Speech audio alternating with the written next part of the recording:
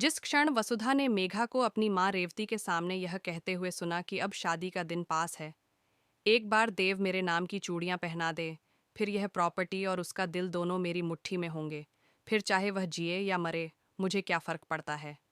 उस क्षण वसुधा की रूह कांप उठी थी।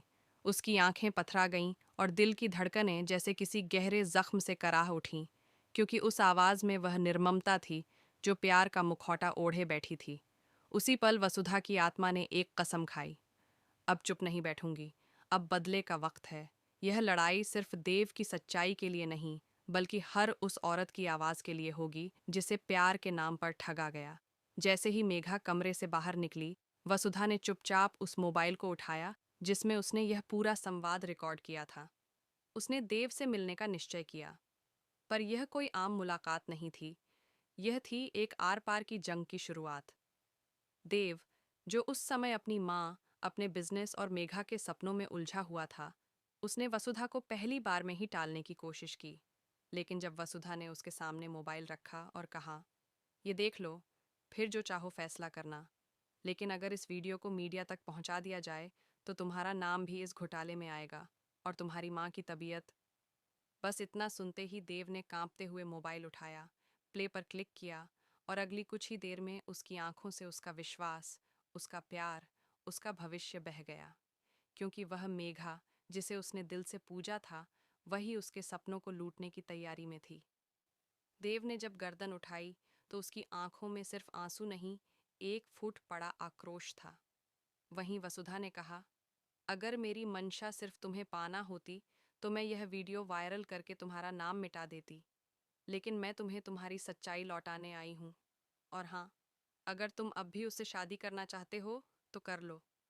मैं यह वीडियो कोर्ट में जमा कर दूंगी, फिर देखना क्या होता है। देव समझ चुका था, यह कोई ब्लैकमेल नहीं, बल्कि आंखें खोलने वाली हकीकत थी। और उसी रात उसने मेघा को अपने घर से निकलवा दिया, बिना कोई सफाई सुने, बिना बहस किए। अगली सुबह पूरे शहर को खबर मिली कि देव और मेघा की शादी टूट गई, लेकिन किसी को नहीं पता था कि असली दुल्हन कौन होगी। उसी शाम वसुधा की माँ चंद्रा देवी के आंगन में शहनाइयों की धुन बजी, लेकिन यह खुशी का नहीं, एक युद्ध भूमि में उठी तलवार की गूंज थी।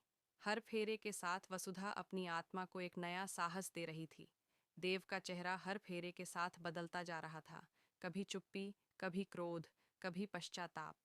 जब सातवां फेरा पूरा हुआ और पंडित ने कहा, अब आप दोनों पति पत्नी हैं, उस वक्त देव की आंखें वसुधा की आंखों से मिलीं और उसने बस इतना कहा, अगर यह सच्चाई है तो मैं ताउम्र तेरा साथ निभाऊंगा, लेकिन अगर इसमें भी कोई चाल है तो मैं खुद को खत्म कर दूंगा।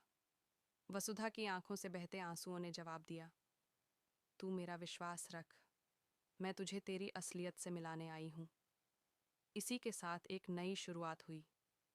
लेकिन यह शुरुआत प्रेम कथा नहीं थी, यह न्याय और सच्चाई की एक लहर थी, जिसमें वसुधा को हर दिन यह साबित करना था कि वह सिर्फ एक पत्नी नहीं, बल्कि एक ऐसा हथियार है जो झूठ और छल की जड़ें काट सकती है। पर इस शादी के अगले ही दिन से हालात ने एक नया मोड़ ले लिया। सुबह की पहली किरण वसुधा और देव के जीवन में प्रवेश कर रही थी, तभी मेघा ने एक प्रेस कॉन्फ्रेंस बुला ली। वह दुल्हन के गहनों में, आंखों में आंसू और चेहरे पर निर्दोषता की नकाब पहने खड़ी होकर दुनिया को बता रही थी कि कैसे वसुधा ने देव को झूठे वीडियो दिखाकर ब्लैकमेल किया, कैसे उसने देव को मजबूर किया शादी के लिए, और यह भी कि उस वीडियो में जो आवाज़ है वह एडिट की गई है। लेकिन जैसे ही लाखों दर्शक उस लाइव वीडियो को देख रहे थे, दूसरी स्क्रीन पर वसुधा के वकील ने वह ओरिजिनल बिना कट की रिकॉर्डिंग सोशल मीडिया पर अपलोड कर दी, जिसमें मेघा की असली आवाज़, उसका प्लान, उसकी हंसी और उसके शब्दों की क्रूरता साफ साफ सुनाई दे रही थी। सोशल मीडिया पर जस्टिस फॉर वसुधा और एक्सपोज मेघा ट्रेंड करने लगे, लेकिन वसुधा जानती थी कि सोशल मीडिया की आवाज़ से इंसाफ नहीं मिलता। उसे न्यायालय में भी अपने कदम बढ़ाने होंगे। और उसी रात जब देव की माँ यशोदा देवी ने वसुधा को अपने कमरे में बुलाकर पूछा, क्या यह सच है कि तुमने देव से शादी की सिर्फ इसलिए कि मेघा का चेहरा सबके सामने ला सको? तो वसुधा ने बिना एक पल गंवाए कहा, हाँ मम्मी जी, क्योंकि अगर मैं बिना शादी के यह लड़ाई लड़ती तो सब कहते मैं एक पराई औरत हूँ जो इस परिवार को तोड़ना चाहती है। पर अब मैं इस घर की बहू हूँ और मेरे पास हर अधिकार है इस घर को बचाने का, सच की रक्षा करने का। यशोदा देवी की आंखें भर आईं। उन्होंने वसुधा का माथा चूमते हुए कहा, अगर मेरी बहू तू है तो इस घर को कोई नहीं तोड़ सकता। लेकिन दूसरी ओर मेघा चुप नहीं बैठी थी। उसने अपनी पूरी ताकत, वकीलों, मीडिया संपर्कों और पुराने राजनीतिक संबंधों का सहारा लेकर वसुधा पर मानहानि का केस कर दिया। यह केस अब व्यक्तिगत नहीं रहा, यह एक सार्वजनिक युद्ध बन चुका था।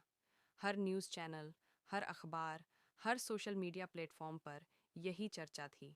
क्या वसुधा ने सही किया, या वह वाकई में चालाक महिला है जो देव की संपत्ति की लालची है? इस सब के बीच देव अपने ही अंतर्द्वंद में जूझ रहा था। एक ओर वह उस लड़की को भूलने की कोशिश कर रहा था जिसे वर्षों चाहा, और दूसरी ओर वसुधा को समझने की, जो दिन रात अदालत, सबूत और सच की खोज में लगी रहती थी।